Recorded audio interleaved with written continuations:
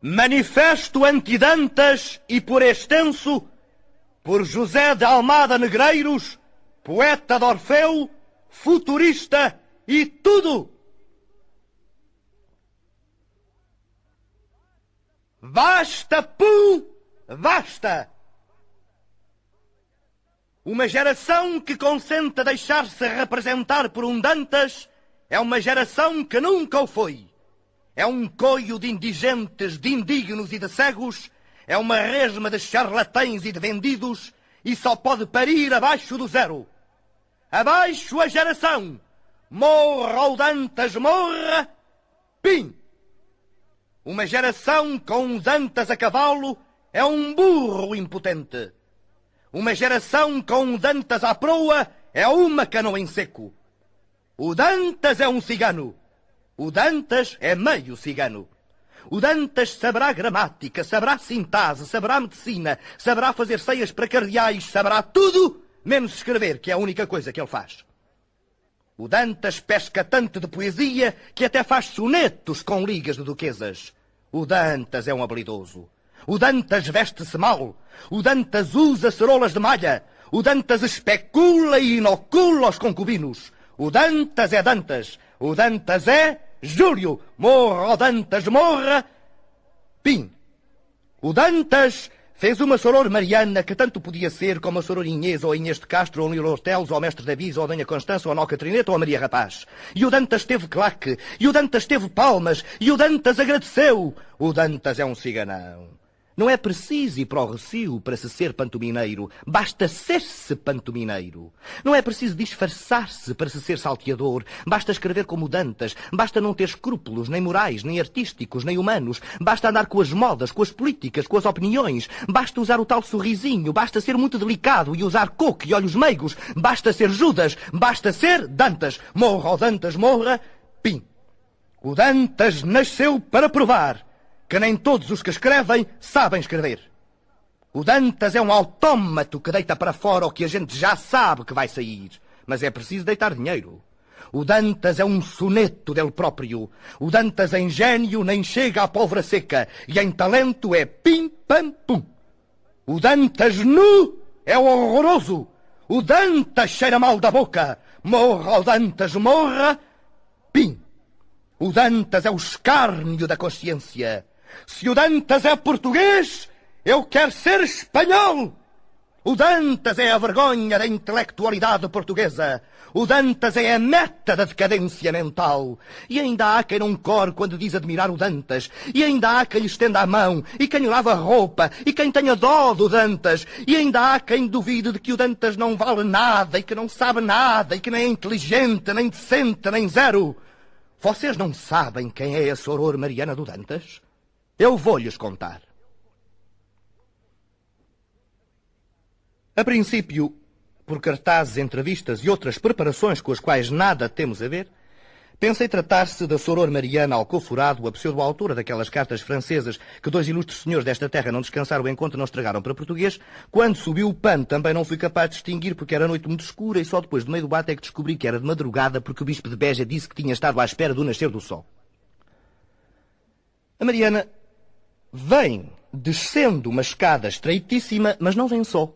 Traz também o chamili, que eu não cheguei a ver, ouvindo apenas uma voz muito conhecida aqui na Brasileira do Chiado. Pouco depois, o bispo de Beja é que me disse que ele trazia calções vermelhos. A Mariana e o chamili estão sozinhos em cena e às escuras, dando a entender perfeitamente que fizeram indecências no quarto. Depois Chamili, completamente satisfeito, despede-se e salta pela janela com grande mágoa da freira lacrimosa.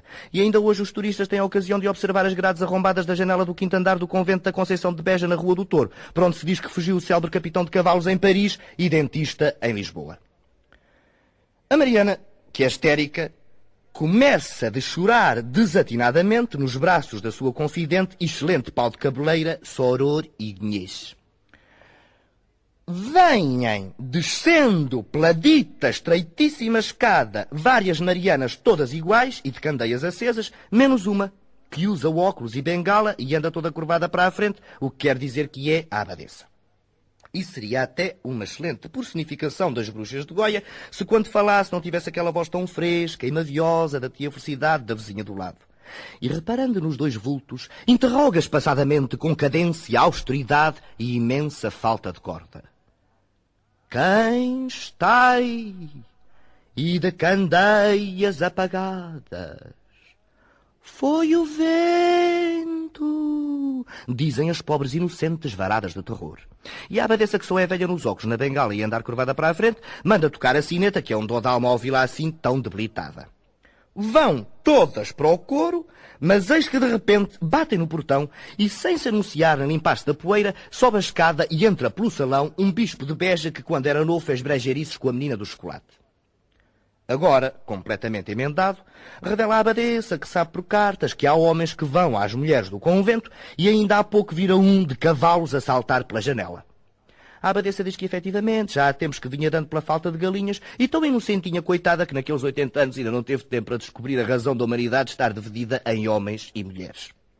Depois de sérios embaraços do bispo, é que ela deu com o atrevimento e mandou chamar as duas freiras de há pouco com as candeias apagadas.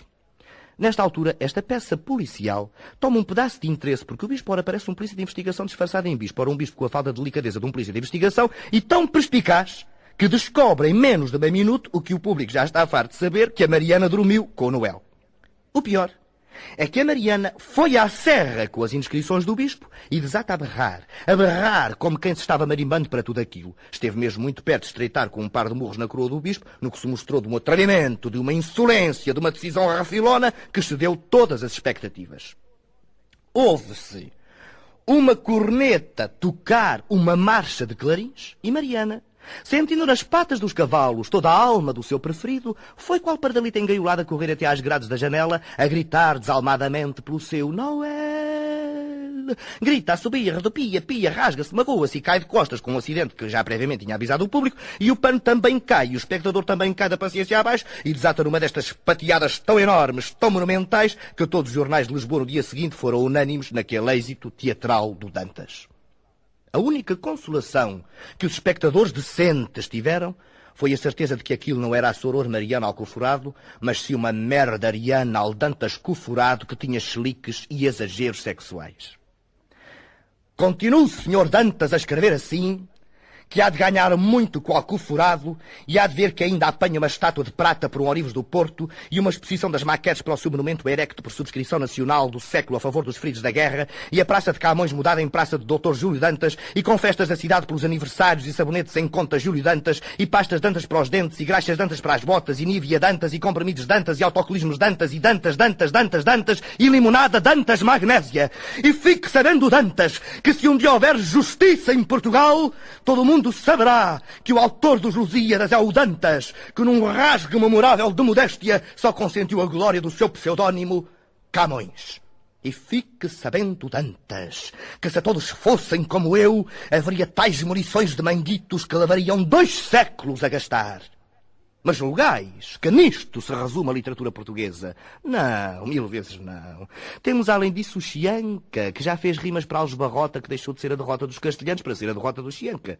E as pinoquices do Vasco Mendonça Alves passadas no tempo da avózinha. E as infelicidades de Ramada Curto. E o talento insólito de Urbano Rodrigues. E as gaitadas do Bran. E as traduções só para homens do ilustríssimo, excelentíssimo Sr. Mel Barreto. E o Frei Matas Nunes Mocho. E a Inês Ciflítica do Faustino, e as imbecilidades do Sousa Costa, e mais pedantices do Dantas, e o Alberto Sousa, o Dantas do desenho, e os jornalistas do século, e da capital, e do Notícias, e do País, e do Dia, e da Nação, e da República, e da Luta, e de todos os jornais, e os atores de todos os teatros, e todos os pintores das belas artes, e todos os artistas de Portugal que eu não gosto, e os da Águia do Porto, e os Palermas de Coimbra, e a estupidez do Aldemir César, e do Dr. José de Figueiredo, o amante do museu, e Sousa Pinto, e os burros de Cacilhas, e os menus do Alfredo Guisado, e o raquítico Albino Forjás Sampaio, crítico da luta, a quem o fialho com a imensa piada interessou que tinha talento, e todos os que são políticos e artistas, e as exposições anuais das belas artes, e todas as maquetes do Marquês de Pombal, e as do Camões em Paris, e os Vaz, e os Estrelas, os Lacerdas, os Lucenas, os Rosas, os Costas, os Almeidas, os Camachos, os Cunhas, os Carneiros, os Barros, os Silvas, os Gomes, os velhos, os idiotas, os arranjistas, os impotentes, os tolerados,